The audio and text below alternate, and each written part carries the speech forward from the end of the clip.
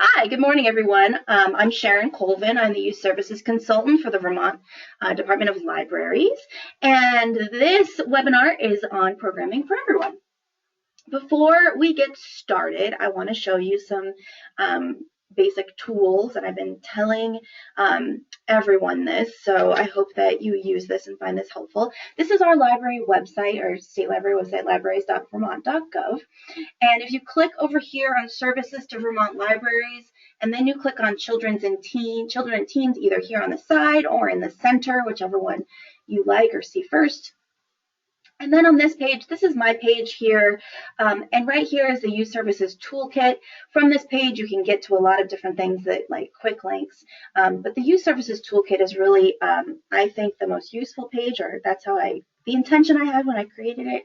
And it should have everything that you need, including this part right here, which is self-paced learning modules. And these are recordings and resources for almost every course that I've taught and all of my different webinars. And this one will be included in here as well, so that you can see everything here. Actually, you know what? I'm not going to put this one here. I'm going to put this one somewhere else.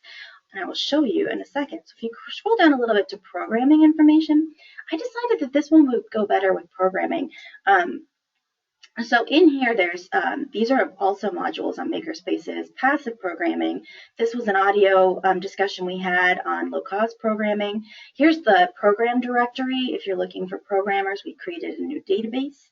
And then if you scroll down a little bit, there are craft ideas on Pinterest.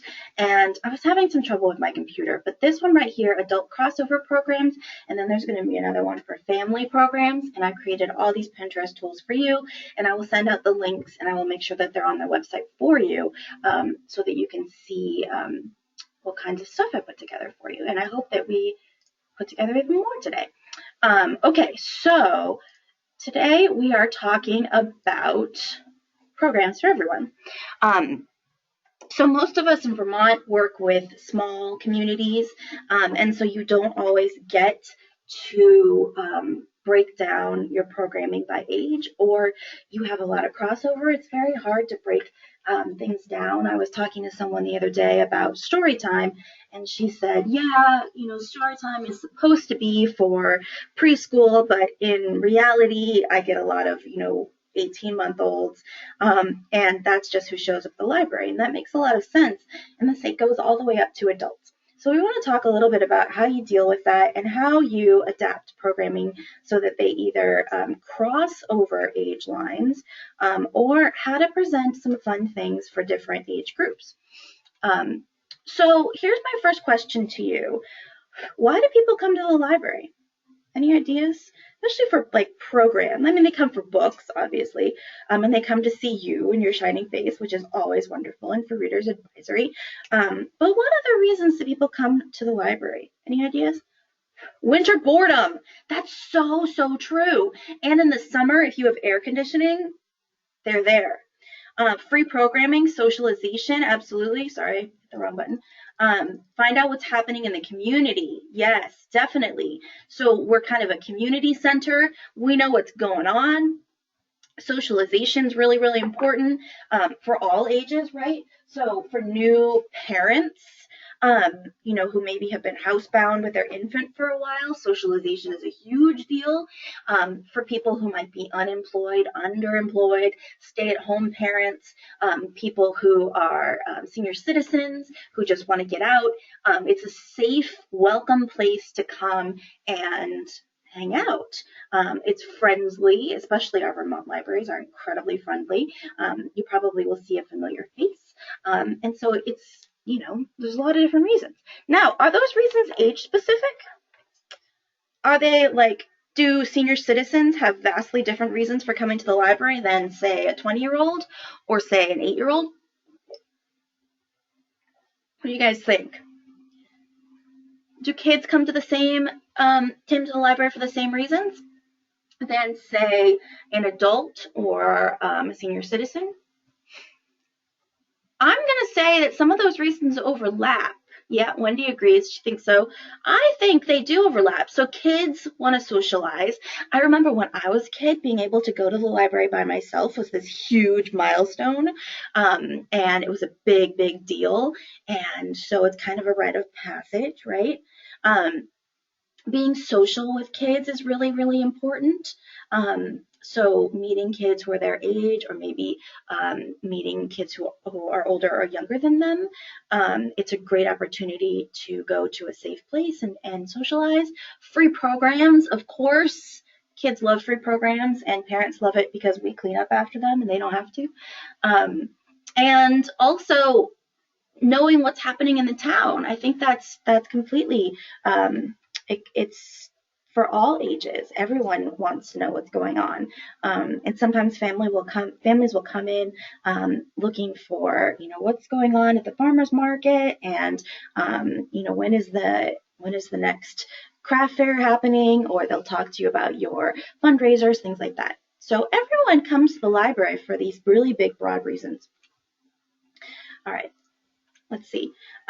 Okay, so you guys already adapt some programs, and I wanted to go through those because there are some programs that you already do. Book clubs are a huge specific example of that. I bet you run, or your library, or of people who run book clubs for different age groups, right? Now, book clubs can be run for elementary level children, right? They can be run for teenagers. They can be run for adults. I grabbed this great picture of crossover fiction. Some people have book clubs that are like adults who love young adult fiction. Those have been really successful in some communities. But how are they different? How do you run book clubs differently for these different age groups? Like, how are they different for adults versus kids? Do you expect the same things of them? What do you think? Oh, we got a quiet group. Don't make me pick on you. I know you guys do it. Jill, I know you run different things. Okay, yes. She includes crafts for her kids' programs. Does anyone include crafts for their adult book groups? I've definitely seen it done. Maybe it's not like standard practice. What about the reading? Do you expect everyone to have read the same book? Wendy says she uses more food with kids. Absolutely. Food is so, so important. And I would argue food is important for all age groups, right? At least some snacks. Teenagers are probably the most demanding. We've been talking a lot about pizza. The level of leadership is different. Okay, adults groups require maybe less prompting and questions. Yeah, that's true. And not only that, but you might have somebody in your group who will take it over for you, right? A volunteer or a member who just kind of who takes it over. And you don't have to do a whole lot. Jill's adult book club is tonight, and it's going to be decaf and sweet. I love it. Definitely, coffee is so important when you are doing book clubs. Snacks are huge. So she takes turns for her adult book club for the leaders. Yes, that's brilliant. Now, is that something you can do with younger kids? What about teenagers? Could you do that with teenagers? She hopes so. Yes. I think it depends on the group, definitely. But I do think there are some teens who would love to do that. I actually ran a book club it was sponsored by the public library, but it was run through the high school in my old town. And what I would do is I would just go over after school, and there was a teen who wanted to organize everything. All I did was print out some stuff and get multiple copies of books for her. And she ran the whole thing, did all the advertising and everything. Jill's going to start a manga club. Yes. Manga clubs are really, really fun. And one of the things about manga that can be fun is they don't necessarily have to read all the same book, right? They could do a swap. They could talk pros and cons of different series. Sometimes kids are all into the same series. Sometimes they want recommendations. And the same thing's true for adults. Somebody had what was it? A blind date book club. Was it you, Jill? Did you have a blind date book club? Yes. Yeah, I knew I didn't make that up. So she had her books wrapped in brown paper for the adults, and they read those books and then came and discussed them, which I think is an awesome idea. And I think that would be really fun to do with teens. That could be really, really fun. And Wendy did that. She did it with teens and they loved it and want to do it again. Yes, I think it's brilliant. I think that that kind of like added level of excitement, it's not just for kids. Kids aren't the only ones who want excitement in their lives. Adults want excitement too. One of the best adult book clubs I ever ran, and I don't run adult book clubs very often, but I did, was for that book Stiff about dead bodies. It was during Halloween, and nobody on the staff wanted to run it, and the boss was out of town. And so she looked at me and she's like, "You work with teenagers. Do you want to do a book club about dead bodies?" And I said, "Absolutely." It was the best time because it was twisted and it was almost the discussion we were having was so reminiscent of the stuff we talk about with teens, gross kind of what if scenarios, thinking about things like what would you want to happen to your body when you die, and talking about things that maybe aren't so socially appropriate, but were so fun. Oh my gosh, we got shushed. It was so fun. So adults definitely can benefit for some of these fun little things that we do with kids. Okay, something else that we adapt already is crafts. How many of you guys do crafts for grown-ups? Anybody? Knitting clubs, card making, knitting, definitely Wendy's knitting. Knitting is ridiculously popular. Scrapbooking, oh yeah, that's huge. Has anyone ever held like a fine art program, like painting? Sarah says they do an all ages craft day once a month. Like all ages as in all ages, birth to death, everybody? Because I want to come. I think crafts are so important. Yes. Oh, I love that. That's so fun. So crafts are something that we have been adapting forever. It's not news, right? Adults need crafts, and of course, the research is coming out right now, stuff that we've known forever. That playtime is important. Play is really, really important for grown-ups, and the crafts are a really important way to get that.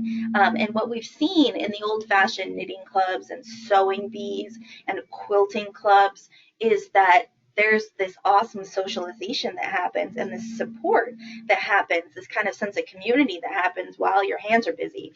And you can do collective projects too. People who do quilting and then donate the stuff that they make, or I've seen a lot of knitting clubs that make things for charity or make things to auction off for the library. That's really, really wonderful. It's like so many different things in one, and you can do that with the kids too. One time it was it was right after the shootings in Newtown. There was a big thing in social media to have kids make snowflakes to send to Newtown, and then when they reopened the school, they decorated the entire school with snowflakes from around the country that were made from kids. And so it was a Saturday, we kind of squeezed it in at the last minute. We put out a bunch of paper and scissors, and we invited the whole community in to come and make snowflakes. And it was so fun because they donated them. They knew there was a purpose to it, and it was really awesome. Jill says someone donated birdhouses and their teens are going to paint them. Oh, that's wonderful. That's really fun too. Are any of them going to stay in the library, or are they going to take them home?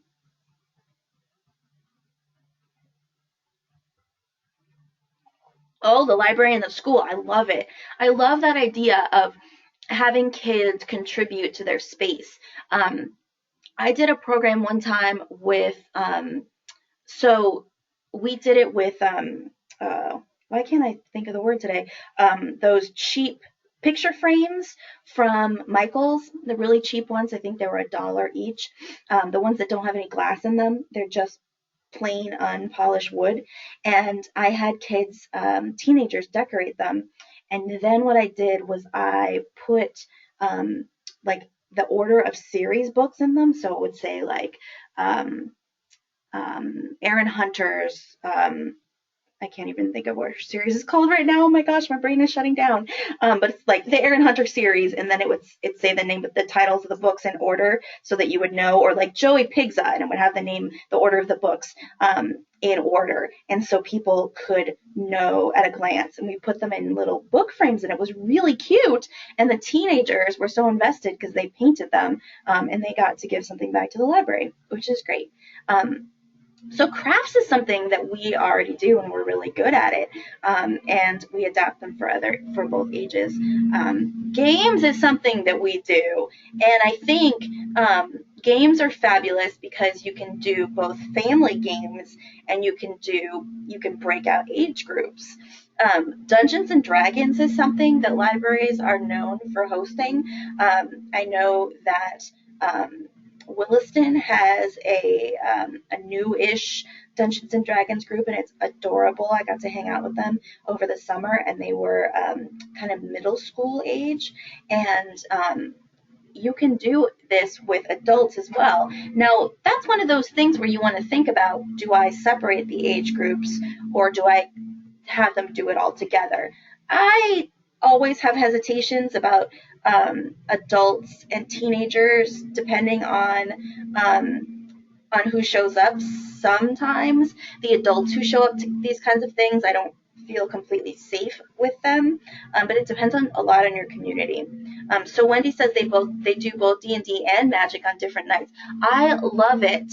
These games are fabulous. Not only is the community really independent, and they will take over and do it yourself, so you don't have to know anything about it, but it's storytelling, and it helps people and kids of all ages develop leadership and social skills, things like collaboration and working together, these higher level cognitive skills and social skills that everyone needs, even grown-ups.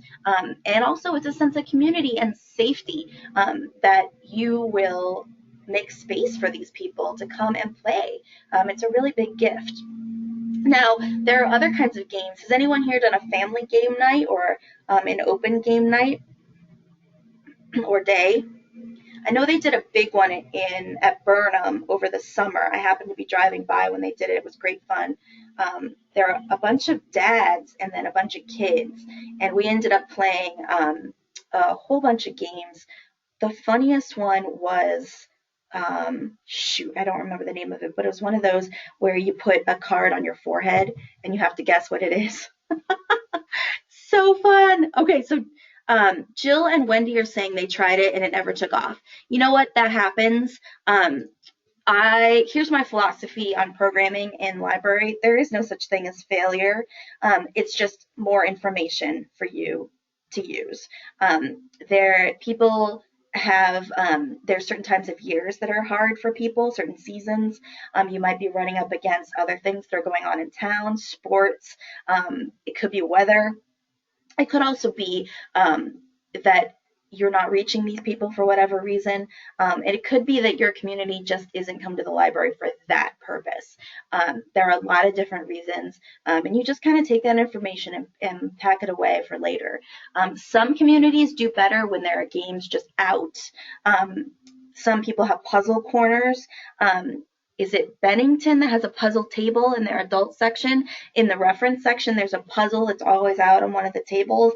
They have those big old study tables, and they have a lot of them, so they put out a puzzle for one of them, and people love it. They go and they work on their puzzle during the day. And some libraries have game corners. Some libraries check out games, so people can come and check out games, and they can play them on their own. Some libraries are lucky enough to have video game consoles. Some libraries check out video games. It really just depends on your community. But one of the things to remember is that there is an intergenerational component to this. So you can, if you're lucky enough to get people to show up, encourage some intergenerational playing, or you can have people check out, maybe they play things as families. And sometimes people will come and play as a family or as a group in the library. It just depends on how things are available. But you don't want to have just games in the children's section. You want to have this stuff available elsewhere, and especially with the teens, they're growing up and they don't want to be seen as babyish, and so having a deck of cards or Candyland or a puzzle or some coloring sheets in with the teen area, even if it's just a shelf or a teen corner, having some things over there for them is always a good idea. And I think the adults are the same way. Why not have, Yahtzee or a puzzle for the grown-ups? And in some of your libraries, the spaces are so small that it really is just open for everyone. But it kind of depends. But it's good. Games are good for everybody. And this is something we already do well, which is great. Another thing that we do well as librarians is parties. Parties are so fun. Fancy Nancy even has a book about tea parties, which is fabulous. But next to it is a grown-up tea party. I found this picture online, and this was a Downton Abbey tea party. How flippin' fun is that? Has anyone here had a tea party for grown-ups? Or a party for grown-ups, a theme party? Nope. It depends on your community. Sometimes you can hit on a certain pop culture theme like Downton Abbey or Mad Men. Jill says she hosted a murder mystery. Oh, yes, we're going to talk about murder mysteries later. Murder mysteries are one of those things that never go out of style. I used to play them in parties when I was in college. They're great fun, and you can even tone them down for teens and preteens as well. And they're still so fun. And really, it's just an excuse to get together, be silly, and have food. Jill's going to have one for teens in December over vacation. Oh, that's a really good idea. It'll be dark and spooky and maybe snowy. And they won't have to go to school the next day. I love it. So when you do these big parties, the first thing I would say is that you need volunteers, right? So with little kids, it's always good to enlist some grown-ups or some teenagers to help set it up because, more hands will always make it easier, especially when it comes to cleaning up. And for adults, same thing. See if you can get some volunteers. And then once you have volunteers, you have a built-in audience. So if you have some volunteers who want to put together a tea party or some sort of other party, then it's guaranteed they will show up. And then you can have them have fun doing it. So if you have teenagers, and we've talked about this in other programs, so if you have teenagers running a children's party and say no children show up, the teens will still have fun. And they secretly want to do this, silly, frilly stuff anyway. And so you give them a chance to be a kid, which is an enormous gift, and they can play and be silly and have fun, and there's your program. Same thing with adults. You have adult volunteers running your tea party, and the people who bring the tablecloths and the teapots or the cakes or whatever, they are your built-in audience, and they will also, the great thing about grown-ups is they will help bring friends. So, sometimes it's about talking to people and seeing what they're interested in, but it is something that's pretty simple in theory to transfer over. It doesn't always work in every community. Okay, so let's talk about the fun stuff. Kid stuff for grown-ups. This is a huge thing in social media right now, right? Coloring pages for adults, they're huge, right? They're coloring books everywhere. Everyone's talking about coloring. There was a science article that just came out about how coloring has the same calming effects as meditation, which we all know already. And so having coloring sheets available out on your tables in the grown-up section is wonderful. I think this picture is from Jeffersonville, I think, Barnum. And then over here, this was another project that somebody did, and I can't remember who it was, but doing an author sponsorship is really fun. So kids talk all the time about who their favorite authors are, and drawing pictures and recommending books and things like that. But there is a grown-up way to do that, is they can sponsor it. So they can buy the newest book and get their name in the book and get it first. How cool is that idea? And then you get a little bit of monetary help, but also the adult The grown-up feels like they're part of the library in a way that maybe they weren't before. And it's a quiet way. One of the things about grown-ups is grown-ups aren't always eager to put themselves out there. We can be a little bit socially intimidated, I think, and a little more reserved. Kids they wear it all right there on their sleeves, but not so much with grown-ups. So sometimes these activities need to be quieter. So coloring pages that are, just out and about, or author sponsorship, which is really, really quiet.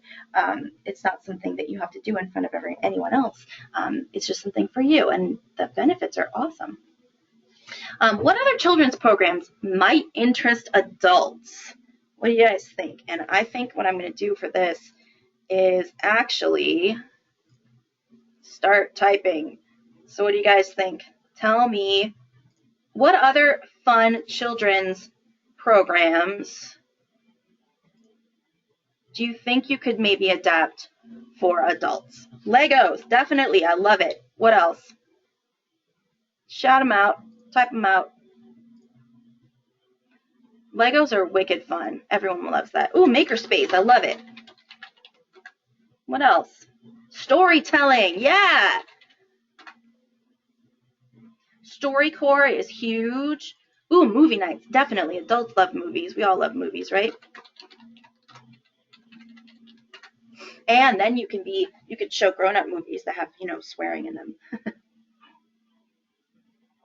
Story walk. Oh, I love that. You could do that with poetry maybe, or you could do it with a short story, maybe a grown-up short story, or you can take a storybook that maybe has a more mature message or something that's enjoyable on different levels. Crafts in under Makerspace. I think crafts are totally, they can be on their own because you can just put things out and let people create, or you can have a directed craft where it's like, here, we're going to make a journal today, or we're going to do Zentangle or something like that. I think that's wonderful.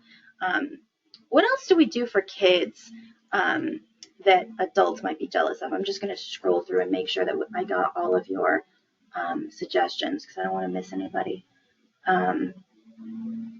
Scrapbooks and the history. Ooh, I like that idea.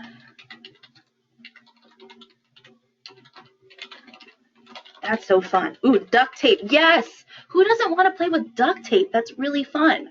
I always make duct tape roses on the ends of pens and give them away. And grown-ups love them. And I end up teaching them how to do it. And they just have so much fun. So all of these things are easy. I love these. Easy, relatively cheap. Things that you can do for adults. Now, there are two ways that you can present this to grown-ups. One is it could be more kind of under the radar. So you could, like a stealth kind of program where you just put things out and don't talk about it, or you put out things that they can do on their own, or you can make a bigger deal out of it and you can make a big adult craft night, no kids allowed, only grown-ups, or you can do adult storytelling. You can do poetry slams. Some communities really love that kind of stuff. You can create a grown-up story walk. Maybe you do a parallel story walk where the grown-up version is on top and the children's version is on the bottom. You can do all kinds of stuff. You can do scrapbooking is a really great idea, and you can take that up or down. You can have kids do scrapbooking. You can have grown-ups do scrapbooking. You can have them do it in parallel or in tandem, so that maybe the adults are working on something a little bit different, but the materials are kind of the same. And that way, you don't have to worry about childcare and everyone can do it together. And you may have them do it all at one table, or maybe you separate them. And Legos, who doesn't love Legos? So with teens, sometimes you don't want to risk sounding too childish. So telling teens that they're going to come and do Legos might not be cool enough. But if you tell them that they're going to come and have snacks and tell scary stories or something, then they might actually come, and then you just happen to have the Legos on the table. That's what I do. So I would say, okay, we're going to have, a candy bar taste test, or we're going to come and watch a movie. And then I have the coloring pages on the side, so that they can have that. And you could do that for adults too. You could totally put out coloring pages while they're watching a movie or while they're watching a lecture, things like that. I personally like to do things in my hands when I'm sitting. I can't sit still. Um, okay, so let's do some examples. And the first one we just talked about, construction. So how would you present a Lego program to grown-ups? Would you just call it Legos? Would you give them a direction? Do you think? How would you get them to show up? Or would you just put it out and see if they would play with it on their own?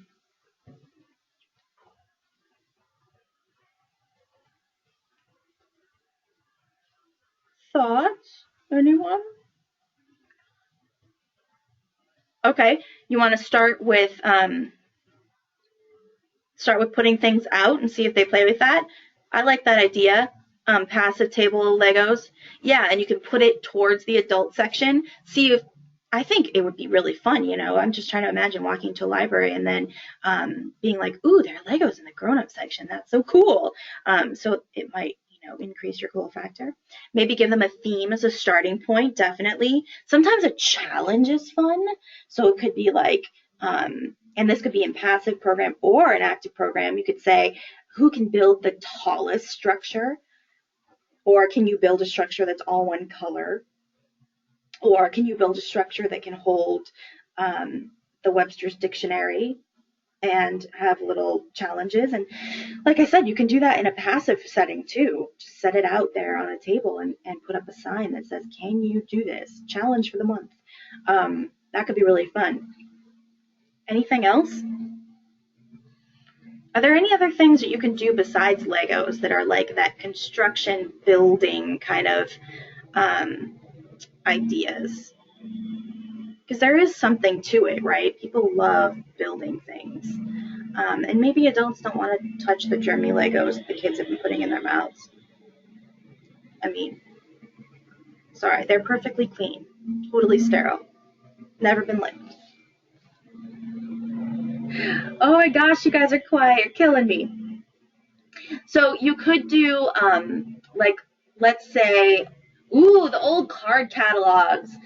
Totally. You could use those as material to build things. So I was just going to say, sometimes there are good icebreakers. Building kind of projects are good icebreakers. So let's say you had sometimes libraries host the like new people to town. What are those called? Like, who's new in town kind of gatherings. And you could give people a challenge, like who can build the tallest structure out of these old card catalog cards, because you're not using them. Why not do something else? You can also, I've seen it done with newspaper, and you give people old recycled newspaper and just say, hey, who can build a structure that can hold this book, and give them a time limit and see who can build the strongest structure out of paper. See what happens. You could do those kinds of things as icebreakers, or you could do it as a whole program.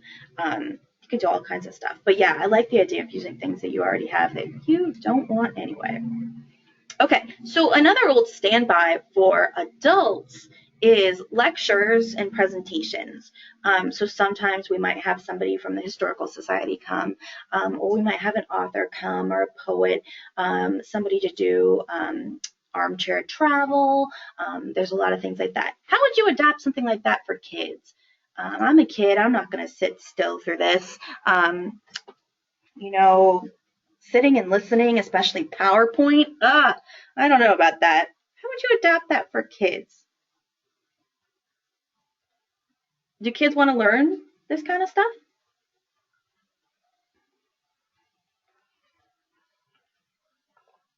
Make it interactive. Absolutely. And pick a topic they might be interested in. I've noticed that a lot of libraries in the state are next to cemeteries. I don't know what that's about. Some cemeteries want the kids to stay out of them, but some of them might have somebody who could give them a tour of it, or let them do some rubbings or tell them the history. You could just walk outside your door and talk about the cemetery, and maybe someone from the historical society could talk to them about who's buried there. How fun would that be, right? And of course, I'm all about Halloween, so I immediately go to the creepy. But kids would eat that up, right? And they could talk about like burial practices. Maybe you could get someone from the local morgue to talk to you, or funeral home, about like what happens to bodies. I mean, not all kids would be interested in that, and but some would. That could be fun. So you want something interactive. There was somebody who went around the state this summer who did programs on butterflies.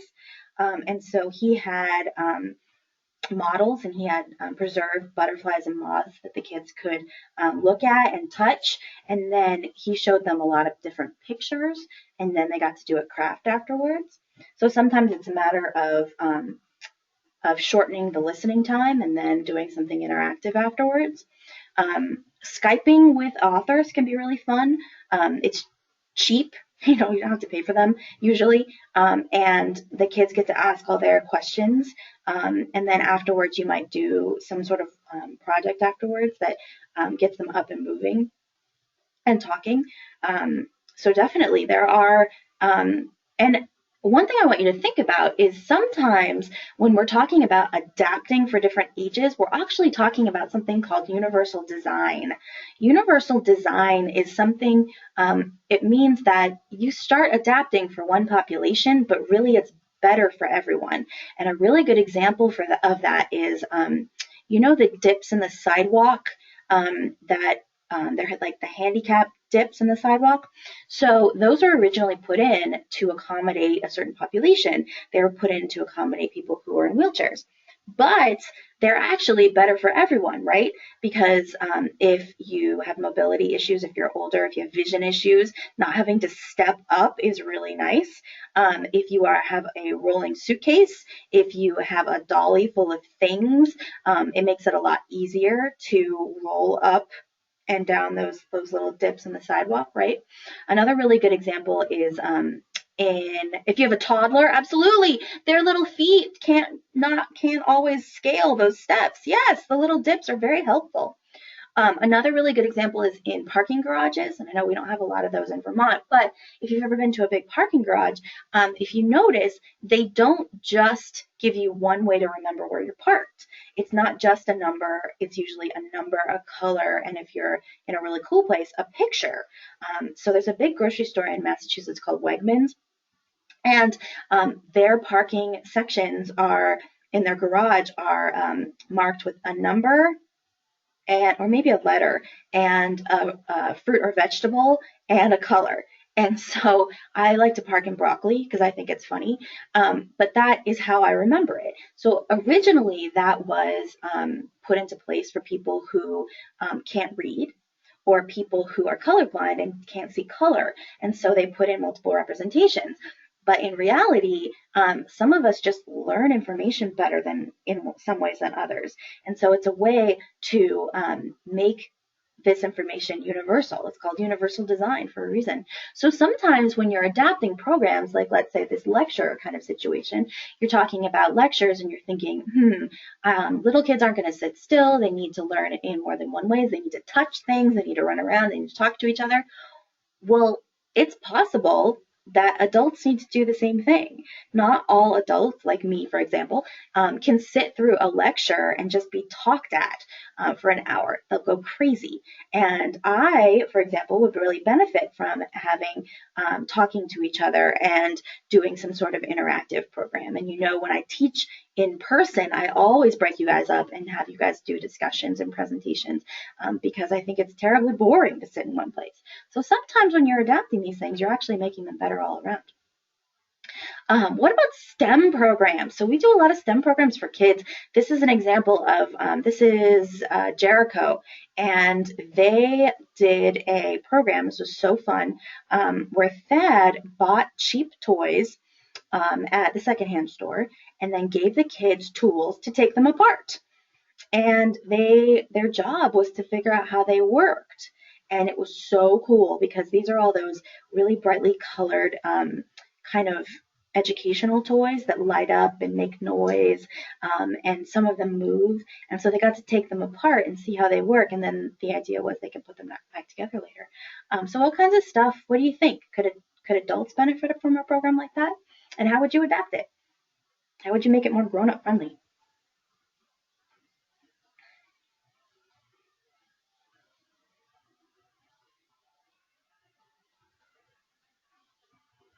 Is STEM important for grown-ups?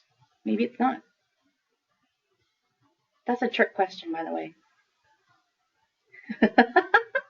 Yes, Wendy, vary the items you take apart. Yes, you can have them take apart. And this actually, for teenagers, I've always wanted to do this. Solicit broken items from the community, like old VCRs, or if you're lucky, like record players, or old music boxes, or computers, right? And you could have them take it apart. And you could say it's all ages. Yeah, Sarah's a great idea. Make it multi-age and have the parents participate. Yeah, and it could be something where the kids bring their grown-ups, or it's just a family program. They could make something new out of the old parts. Yes, I love that. It's a great idea. So Michelle's talking about making something new. You can do that two different ways. So you could take them apart and make something new with using the electronics and making another machine or another creation. You could definitely do that. You need a little bit of engineering know-how to do that. And you need tools, definitely. But if you have some savvy people in your community, you could definitely pull that off. Or the other thing you can do is you can make things out of them. You can use them as craft supplies and glue them to paper, make collages. You can do all kinds of stuff. And especially if you have a steampunk kind of community in your library, that could be really fun. You can make earrings out of gears, and you can make necklaces out of motherboards. Jill says make garden items. Absolutely. You could make garden stakes, and you could make signs. You could do all kinds of stuff. You could make decorations for the library. You could do all kinds of stuff with the things you take apart. And I think grown-ups would be really into that. And it's just a matter of what you bring. And when you're working with grown-ups, they could actually bring their own tools and know-how. And I bet you'd have a couple of people who know some things who can help you out, which is always good, because safety first, right? Safety. So let's talk a little bit about why do we separate people by age? When is it a really good idea to separate people by age? Does anyone have any thoughts about that? We do it a lot. Noise. Yes, noise is a really big issue in the library. So teenagers especially are noisy, and so sometimes it's a good idea to separate them off, and so they don't bother everyone else. Little children sometimes need to be separated for noise factors. Also, sometimes it's a type of noise, so adults or teenagers might be swearing or talking about things that are inappropriate for little kids, so sometimes it's a good idea to separate them. Feel safer to make mistakes. That is a really excellent point. Yes. So sometimes it's good to separate them because they don't want to feel judged. So with grown-ups, that's especially hard because as grown-ups, we always feel like we're being judged, which may or may not be true. And so sometimes you have to create that safe space. For teenagers and for kids, though, it's a little bit easier because you can just take the grown-ups out of the room and say, this is a safe place to play, right? So you can fail and it's totally fine. That's actually maybe part of the process. And I would argue that it is part of the process. It's a part of our job to teach people that making mistakes is good. It's okay. Any other reasons? What about some social issues? Are there social issues you want to worry about? Sometimes parents are uncomfortable when teenagers and young children are put in the same room. Teenagers aren't always, what's appropriate for different ages? Yeah, so if you're watching a movie that's rated PG-13 or even PG, you might have restrictions on what age the kids are who are coming, right? And if there is a lecture that's on cemeteries, you might have to have parent permission before the kids can come in. And for adult discussions, you might have a book group that's discussing a book that has inappropriate topics in it, so you don't want children around, so people can talk about it freely. And so when you're coming to different age groups too, you want to make sure that the people there are respectful of all the different age groups, and that can get sticky sometimes when you're talking about teenagers or even young adults, because not everyone's good with little kids, and teenagers especially are just learning how to be appropriate and where the lines are and where the boundaries are, and it can be hard, and so trying to explain to them, it's not appropriate for you to, pull something away from a little kid, or you can't tease a little kid, things like that. It's hard for them to explain, to understand. And so you may, for certain programs, it's better to separate people out. So let's talk about, I think this is family programs. Sometimes having the whole family together is awesome. I pulled out two really simple examples. This is a movement in a lot of libraries and in a lot of programming. Zumba is a huge thing. We were lucky enough in one of my past libraries to have the daughter of the children's librarian was a Zumba instructor, and so for free she would come and do Zumba for us. And it was before family Zumba became a thing, but it was so fun. We'd go out on the lawn and she would just blast music and dance, and everyone, kids, grown-ups, everyone would be out there dancing. And it was so fun. And now it's it's a formal program, which is kind of fun and new. Isn't something that maybe would have been done in the past. And concerts. Do any of you guys do concerts, big family concerts, especially in the summertime? I feel like that's a big summer thing. No? Well, it can be done especially if you have local. Okay, yeah, Wendy's saying they do them out on the lawn to kick off the summer programming. Yeah, it can be really fun outside because then you can make lots of noise and draw people in. Sometimes it's a matter of mining your local resources and finding local talent, people who might be able to do it for free or for cheap. And I know most of you guys don't have fancy sound systems like this, and you might not need them. Just somebody in the front with a guitar or some drums. It can be really fun and bring everyone together, and they can sing and dance and maybe learn something new. And everyone gets something out of it. It's really fun. But these kind of big movement type programs can be really rewarding for everybody. What about science? Has anyone done science programs, science-based family programs before?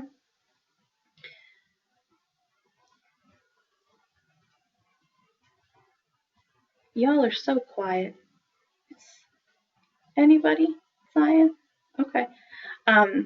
Nature. Ooh, I like that. That's a great idea, nature. So sometimes it can be fun to do a big program with stations or different activities that are going on. So there's something for everyone. For example, if you're doing nature, you could have a nature walk going on. You could have an art display. You could have an art project. You could have some sort of challenge.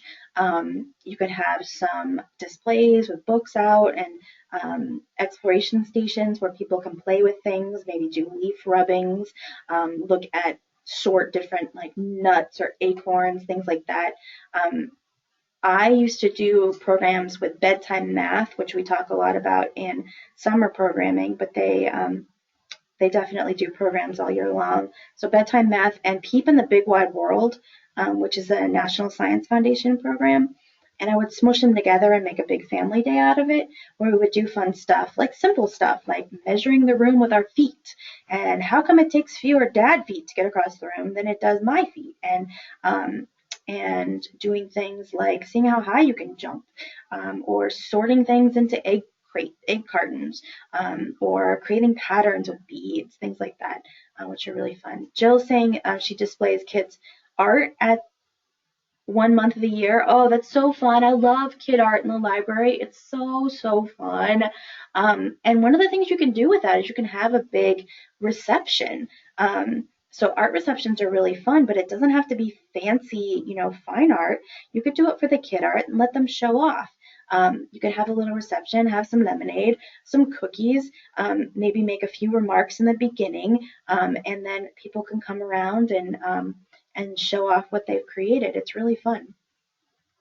Those are some really good programs. All right, so community programs are also really awesome. I love showing off this picture. This picture is just the coolest.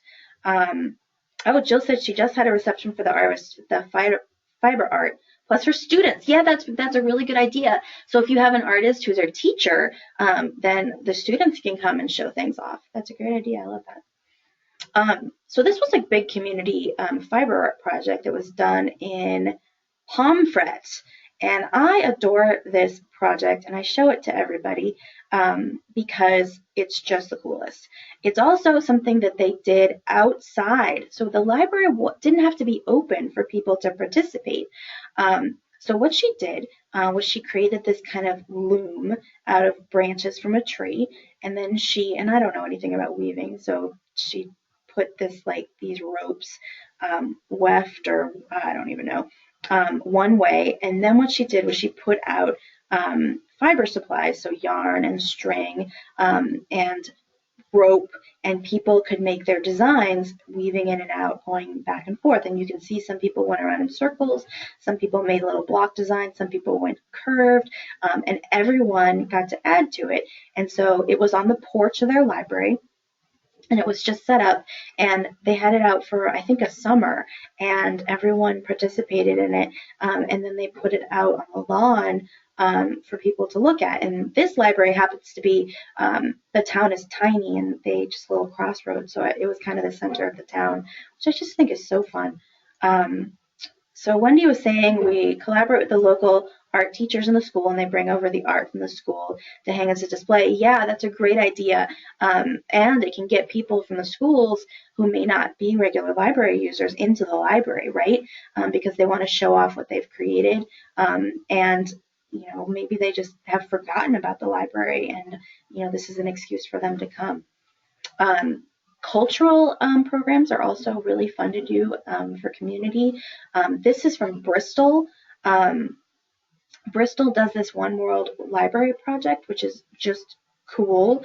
And basically what they do is they highlight different cultures, and this is a bookshelf. So they have books in the adult section and in the children's section that focus on different cultures and different people in the world, and they put out these resources so people can explore the world.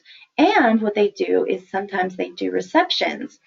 Now, I know that in Vermont there aren't a lot of not a lot of different cultures represented, but if you're lucky enough to have someone in your town who maybe travels to a different part of the world, or who's lived in a different part of the world, then you can really capture their skills. Looking to ethnic foods, I was just going to talk about that, and cook and bake with them and community members. Yes, that's exactly what I was going to talk about. So you could put on a festival, and they talked about how they were lucky enough to have some people who had lived in other parts of the world, and they came and taught people how to cook. They brought in different foods. I think they did a henna program. Somebody did some henna, and they did some dancing too. And they were so pleased. The community members are so pleased to be part of it, and the whole community got together. And it's a lot of work. I'm not going to lie. It's a lot of work. But it had this lasting impact, and it doesn't have to be perfect. You may not have somebody in your community who is from another country, but maybe someone who's traveled to that country, and maybe you can put on some programming around it.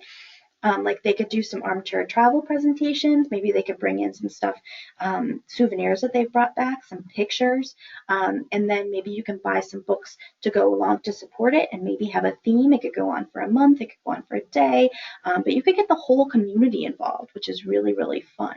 And if there's food, it's always better if there's food, right? Always. That's what I think. Okay, so I put together some resources for you. There are 2 articles here for this one's for programming for 20 and 30 somethings, which is, I think, one of the hardest groups to grab, which I thought you guys would be interested in. Family Library Night, this is something Scholastic put together, which I thought you guys would find interesting. And don't worry, I'll send you all the links to this. And then I put together 2 Pinterest pages for you. And this one right here is grown-up programming ideas. I feel like grown-ups are the hardest. And maybe that's just my bias because I think kids are fabulous. And I've worked with kids my whole life. But I feel like grown-ups are just harder to they're harder to program for. So this is full of ideas, both passive and active programming that I think you'll like. There's some things for banned books. I loved this. Little quotes from people who banned these books and they recovered the books. Racism Under the Guise of Good Literature, a novel by Harper Lee. I mean, who wouldn't want to pick that up, right? There are displays. Sometimes displays are really fun. So armchair travel with your travel books or some of your books that take place other places. An 80s night, if you have people who grew up in the 80s like me, then you might be able to put together an 80s night. It could be something as silly as a dance party, or it could be something where you watch a movie. Something nostalgic. Maybe you encourage everyone to dress in neon colors and terrible, terrible hair. Recycling, doing a clothing swap. This could be partnered with a clothing drive. Doing charitable stuff can be really fun with the grown-ups. But a clothing swap is sometimes fun. This could be really fun with maternity clothes too, because, you know, if you're not using them anymore, you want them to go to a good home. Bookface is something that started out with the teen population, but has gotten more popular, and I have to say, it's really fun. You could do it with the grown-ups. There's nothing saying you could do it with your staff. And basically all you do is you find a book where there's a face on the cover, and then you try to make it look like it's your face. And then you take a picture and you stick it up on the website or social media. It's really good fun. I like this one over here. This is really creative. A book exchange party. So instead of a book club, maybe you just do an exchange where you bring books that you want to give to other people or want to recommend to other people. It could be really fun. There's some really cute art programs, and this one keeps coming up, and I'm not really sure why you would want to decorate a wooden spoon, but hey, you know, there's something for everybody. This I thought was really cute, a repair cafe. Like if you have someone in the community, especially a senior citizen or somebody who's retired, who's really good at repair work, you could bring them in and have them host a repair workshop. And of course, when people come in and are looking for help, they're going to start talking and they're going to be connecting and getting that social contact that they want. And you don't have to do it just for technology. You could do it for bicycle repair. Who was it who did this recently? It was, I'm not going to think of it. Oh, Judavine did this. One of the local kids taught a bicycle repair class, and I was so jealous because I really wanted to go, and basically taught people how to care for their bikes. So that was, I think that's really, really fun and useful. That's the thing about grown-ups. We're always looking for useful, right? This I thought was interesting. And these kind of programs at the library, and they have like checkout, things you can check out, which, you know, isn't possible everywhere, but they did a program on butchering. Wow, I can't even imagine. Books, blacksmithing. These are kind of thinking outside the box, you know, talking to local people and seeing what kinds of skills they have, and maybe they could come and teach something or come and start a group, start a support group, you know. People are always looking for stuff like that. Cupcake Wars. You know, those reality shows are huge, and we all love cooking shows. Why not have a contest and grab some adults and see? Cupcakes are relatively easy, especially if you just do decorating, you don't do baking. And then, you know, have contests and see if you can get people to participate. It could be really fun. Yoga is usually, if you have the space or space to clear out, sometimes that can be fun for the library. But it's important too to remember your population. You might be able to do something in the morning for senior citizens and maybe do something a little more gentle, and then do something a little different after work. And Movie Fest we talked about. This one was really funny. Doing an Ebert Fest. You could do movies that he really hated, which I think is hilarious, or you could do movies on a theme, all kinds of stuff. Make sure to check your movie license before you select your movies. Make sure you're covered. We can help you with that if you want. Home brewing has become huge, and I know there are some home brewing shops around Vermont. And if you live in a town with a brewer, a big brewery in town, why can't I think of the name? Well, anywhere in Chittenden County, you're going to be connected to a brewery, but there are some up in, oh my gosh, I'm losing my mind. I don't know. There are brewers all over the place. Magic Hat, thank you. Definitely. Waterbury, thank you. Oh my gosh, I'm losing my mind. Yeah, so if you're in one of those towns or you're nearby, call them up. They want to get publicity, right? They might be willing to do a presentation for you. You have to talk to your trustees about whether or not they let actual alcohol in the library. So you might not be able to do a tasting, but maybe they'll show you some tips and tricks. They'll let you touch and taste the ingredients. That could be really fun. Or maybe put together just some information on how to get started. That could be really, really fun. I like this description over here. In case of feels, that's very teenager, but you can do a tearjerker display with Kleenex just in case. A reading challenge with paint chips, which I thought was fun because you can use it as a bookmark, and maybe you have to read from different categories and you stick it in your book. Coloring sheets are huge. Blind dates with books, always big. And this was a post about programs for retirees, which is important. Poetry readings, book talks, choral groups. If you have a singing group in your community, sometimes they practice in churches. They might be willing to come and sing for you, do a program. Talk to the local high school. You might be able to get the local kids to do a music performance for you. Maybe they could do a violin performance, or maybe you could get a string quartet in to talk about it. Or maybe if you're lucky, you have a barbershop quartet in your town. We have a lot of talented people in Vermont. So ask around, see if they'd be willing to perform. It's a big deal because performances are always fun. Having a performance space is awesome. A lot of libraries have great acoustics, and then you could bring people in, offer some snacks, and make a big deal out of it, right? I love this over here. Look at this mini golf. Mini golf in the library is something that's gotten a lot of buzz lately, and why not set it up for all ages? It could be really fun, be a really fun project. And then, how about a library con? And this could be on a really small scale, coming and talking about comic books.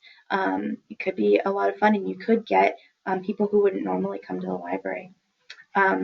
These little challenge things, I noticed, I think it was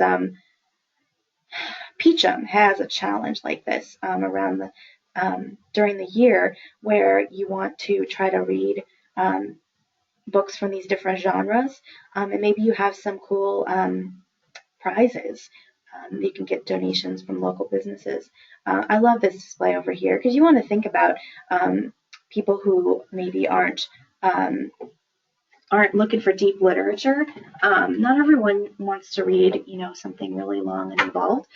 So this display, at least one explosion. How awesome is that? Put together a display like that, or really, really violent books or bloody books. It's Halloween. You never know. I thought this was cute too, like painted rocks. This is a little bit like Zentangle. It's soothing and detailed and fun. Hosting a library murder mystery. This, if you click on it, will give you some tips on how to do that. And you can do it for all ages. So that's what I put together for you for the grown-up section, feel free to grab any of those ideas. And then I put together one for family programming as well. I won't go through all of it, but there are all kinds of stuff that you can do where like live action board games, or maybe collecting canned food, all kinds of stuff. Kind bombing, that's another thing that's been happening a lot in the library. That's something you can do with your whole community, where you have people write really nice notes to people that say like, "You're beautiful," or "I'm so glad you're in the library today," or whatever, and stick the little notes in books or around the library for people to find. And it's just a really cute way to cheer up the library, and maybe someone will get a note that they really need to hear.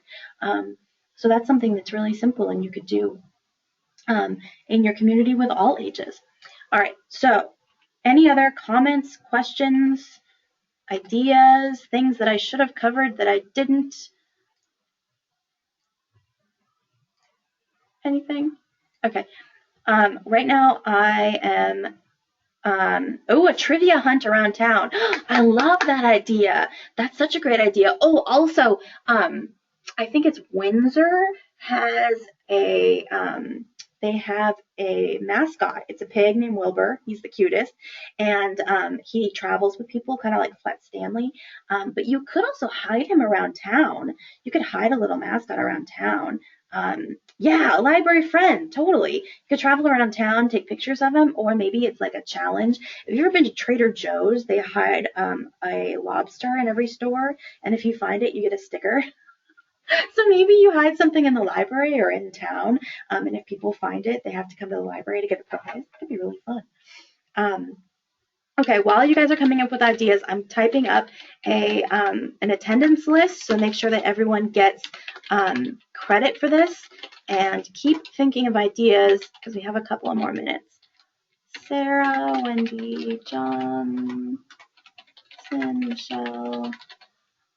Is that everybody?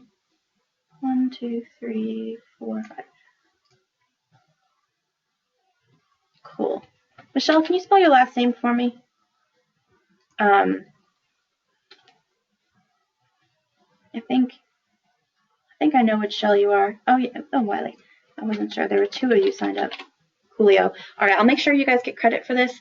And I will put this recording up on the website, and you'll have access to all the Pinterest pages. And I hope it was helpful for you. Sometimes it's fun just to swap ideas, and programming is one of those things where I think you guys have the best ideas, and you guys are already doing some amazing stuff. So I hope this is helpful. I will send you an email with links to all the resources, and thank you for joining me. I hope that you have a fantastic day.